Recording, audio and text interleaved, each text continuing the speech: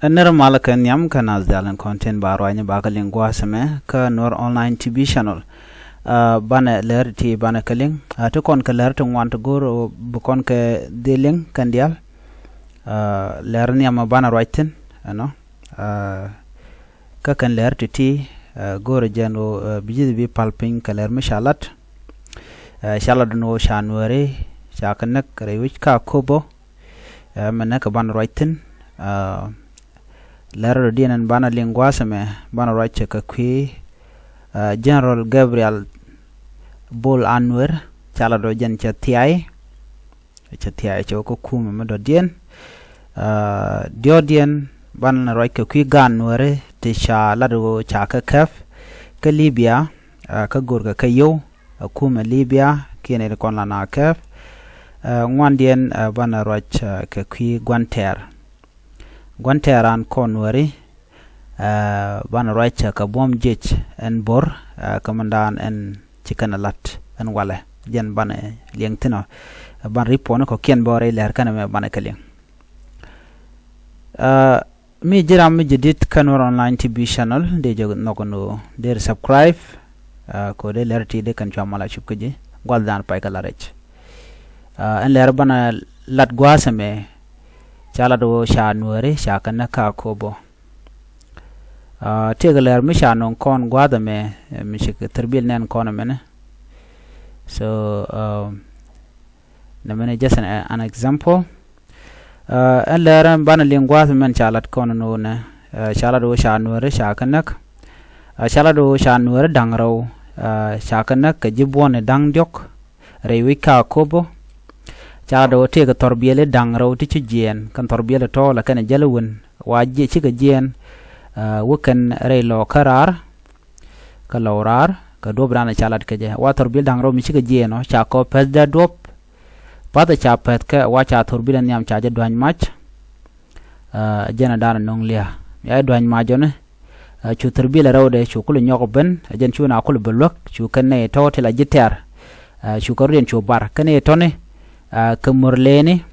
ke japa kan ne ko na kanwore ci kanwor dang raw ci kan ganak ka jibona dang diok raja mo chajalat ka ler dana no kare wi ka kubo ka do badana chinedi ti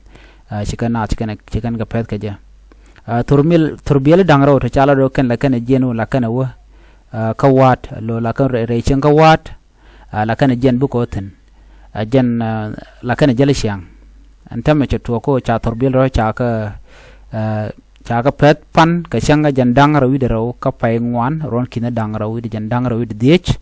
chiriya ga mo cho de tukre dwaran chanwer dang raw chaga na ga jibon dang diok murleni ti jen rawi den ka bor ka GPAA ala Greater People Administration area so ne me jom chalat muguro de kona ling chano dan gang nore murleni gor kano dena ka moy ka mishro lut kaka jan dob dan be kon pel ka ja shu dob la kan gat kon nang ni siang telam lel ka te be jamat so chu kon fel sab ne re doran ko te gare rom ne gor jen dob narin gang ne mene me de o kan ideal content janga jow gwad mene ci mo len ci kon nak nero ga jibon nang diok rajame dawo ka yendial ler dien gwasme bana rache ka kwiwut ka mashal ke General Gabriel Bol Anwer chala do jen chatiai te ka warga misha goren jen warga misha goro wa chelara gwanu jeni han gur jen o de jas pele mayo dial de kan ben wuda me wa jen Bol jen General Gabriel Bol Anwer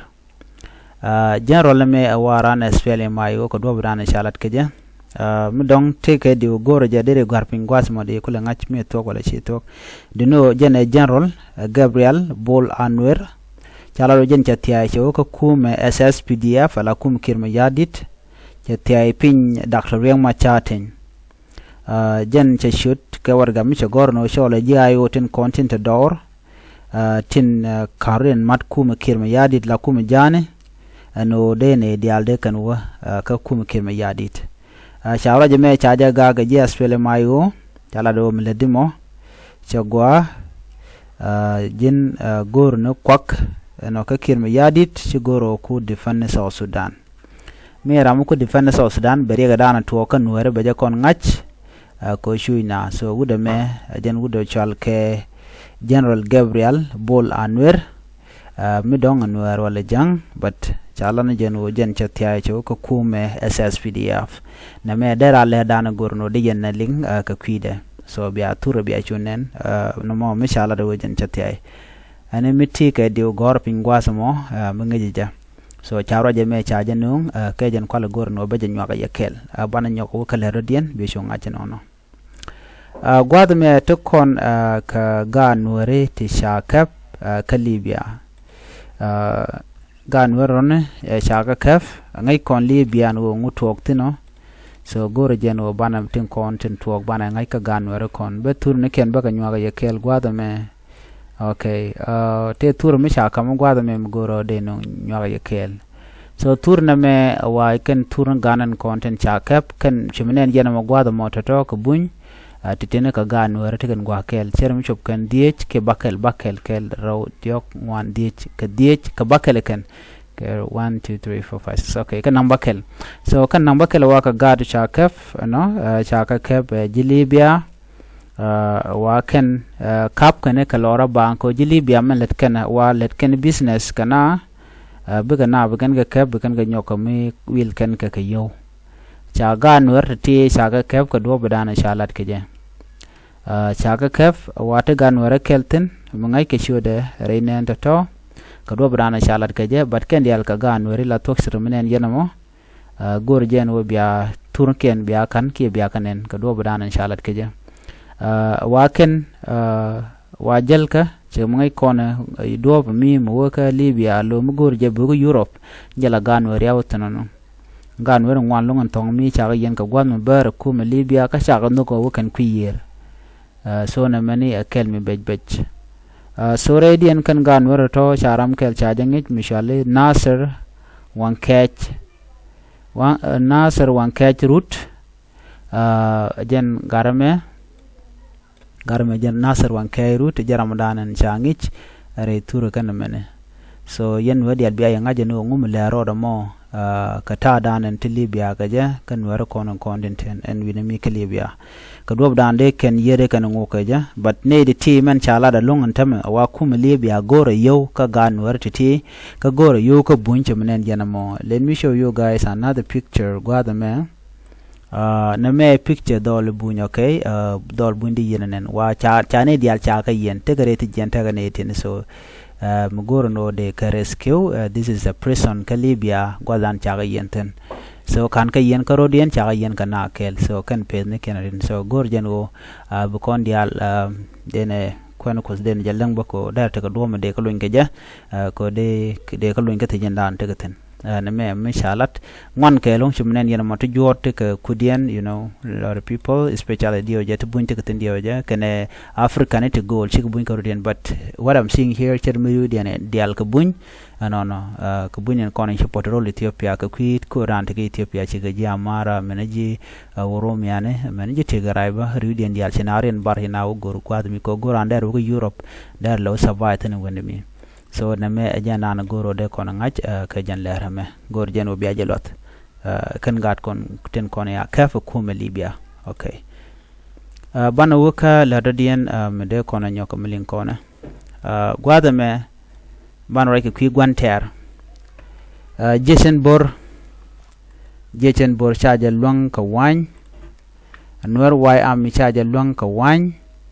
anwar wai am mi karwade so melede lan medit re duaran kone kolan wari Jason bor buma ban chana me kuleleng ala gwanteru mi se goro no be anyen la mule ne jeka beji muleka beji gor ka pingwan me de jeka jala gwantera ledo okay so gwanter lan mona lede so right now take me bana gwej gwad men o gwanteran me nyinka kon o edwal bu kon yingach jiteran te nyinka kon tema kone ko lan wari ka dwal shaga bu cholo no ken ke ne te ngeng chicken ngeng ke ne te dwal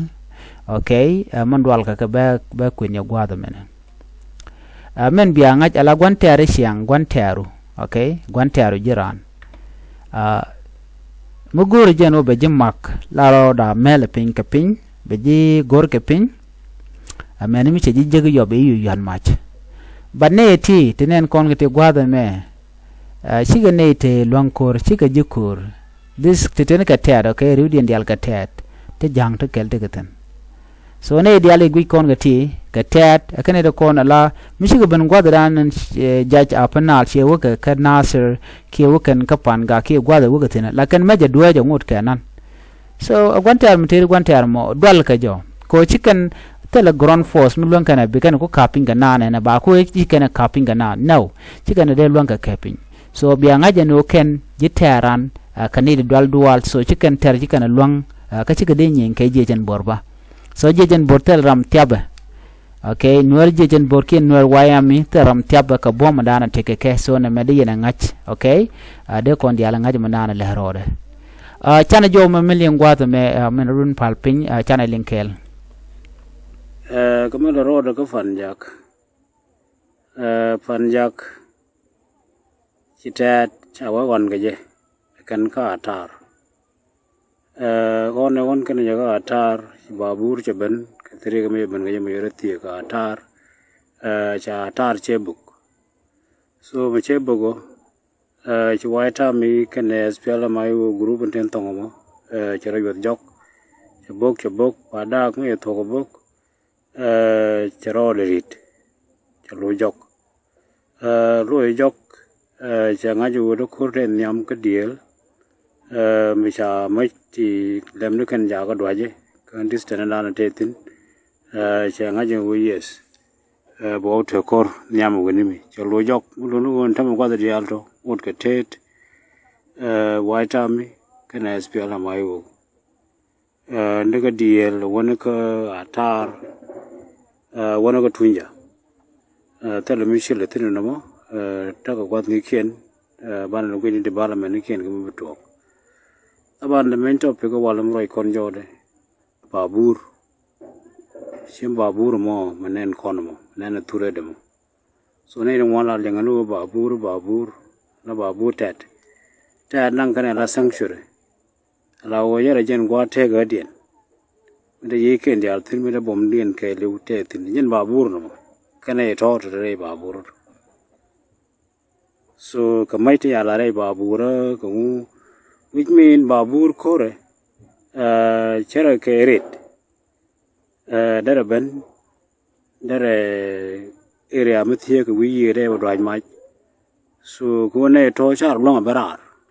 bi ko barar ne re babur so chiga barar ba khur batera kan ka gron takre babur so a matter of ta ne ne ko ma charo ril no mo da ne kel mi pe ni re babur no it can destroy many part of it ko mi do pen tin ga ta gwi ni jamon tam ne wan nak ka de pinto to ko la de mi ni to de pinto da ko wang so the destruction mi de no so kake chi dun kur mila gur ken ne be adu be pes ene ko la ngai ken wo there is a risk ku ana me chi du re demo ne ndi ala kon bagana so jen babur ni no shirga ta gui kono jom kane ri jin ngwan ko jen nan kana ta la ta de je yes babur te mai ti ngwara ide timi che one direction mi che pace in a short range da dong wan da ngar lakin ngai de kana ni ko ngai ko kor so shi metero ya pace metero wona ne giant circle mi cha gol ko dwaje mai ti chum dukude barabar